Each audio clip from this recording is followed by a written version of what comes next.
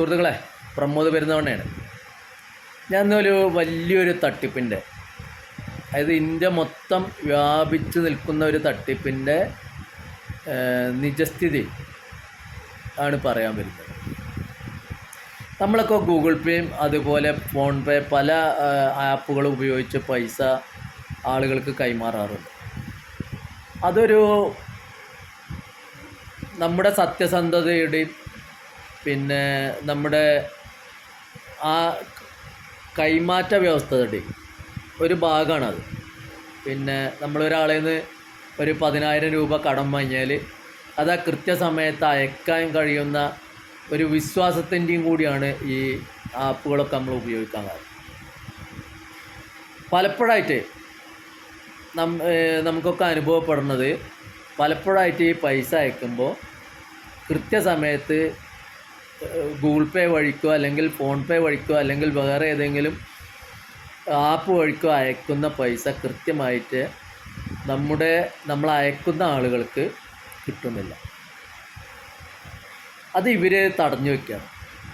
നമ്മൾ അയക്കുന്ന phone number കൃത്യമായിരിക്കാം, ആളെ പേര് കൃത്യമായിരിക്കാം, പലവട്ടം അയച്ചതിൻ്റെ അതേ ആളിന് തന്നെ ആവും വീണ്ടും അയക്കുന്നത്, ഒക്കെ ശരി തന്നെ.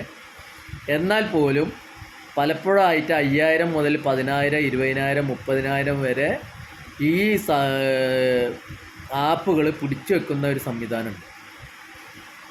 അത് ഭയങ്കര ഒരു ഇന്ത്യ ഒട്ടാകെ കോടിക്കണക്കിന് ആളുകൾ ഈ ആപ്പുകൾ ഉപയോഗിക്കുന്നു. അപ്പം ഞാനൊരു ചെറിയൊരു സംഖ്യയാണ് പറയണത്.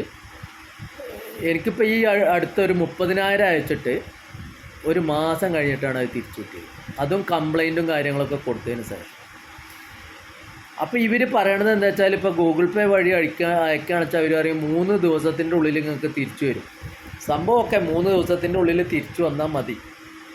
പക്ഷേ നമ്മൾ കൊടുക്കാൻ ഉദ്ദേശിക്കുന്ന ആൾ നമ്മളെ പൊളിച്ച തെറി പറയില്ലേ, അത് നമ്മൾ കേൾക്കാൻ ബാധ്യസ്ഥനല്ലേ.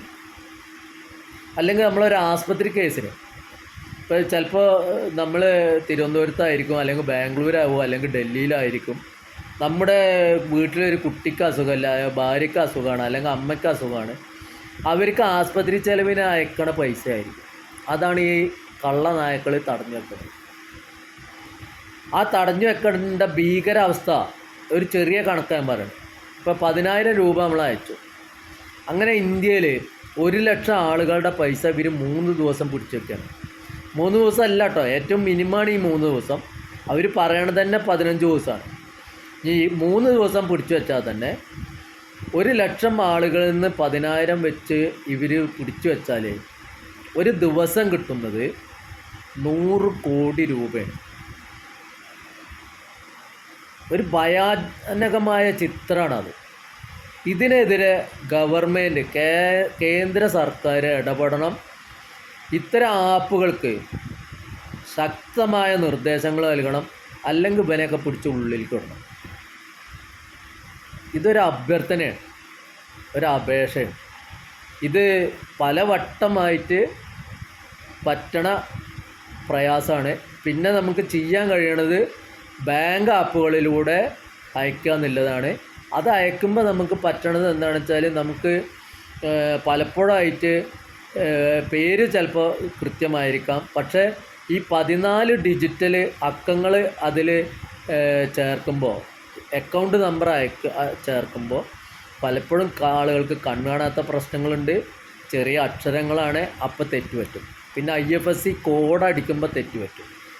ഇങ്ങനത്തെ പ്രയാസങ്ങളുണ്ട്. അപ്പോൾ അതും ഒരു പ്രശ്നമാണ്.